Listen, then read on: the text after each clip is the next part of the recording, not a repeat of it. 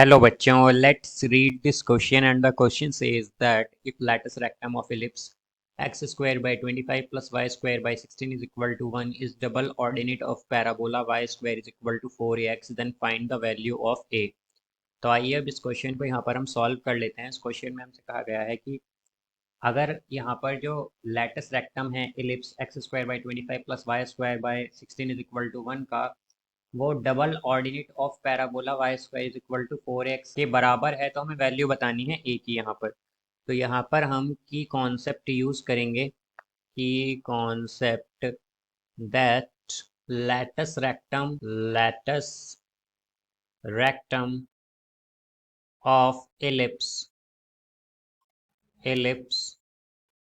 X square by a square plus y square by b square is equal to 1 is given by is given by 2b square by a।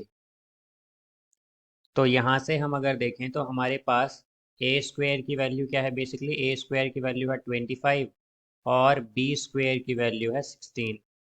तो हमारे पास latus rectum जो है, तो latus rectum होगा हमारे पास, latus rectum आएगा यहाँ से 2b स्क्वायर यानी कि 2 इंटू 16 बाय, अब यहाँ पर है a, तो अगर हम देखें तो a स्क्वायर अगर 25 है तो a क्या होगा 5, तो यहाँ से ये होगा 32/5।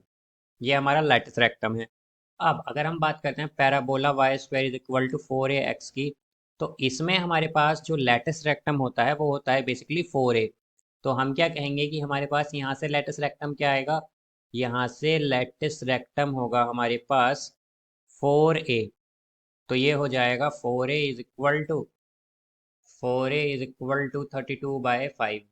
तो a की वैल्यू होगी यहाँ से 8/5। तो ये हमारी a की वैल्यू होगी यहाँ पर, जो कि हमें बतानी थी।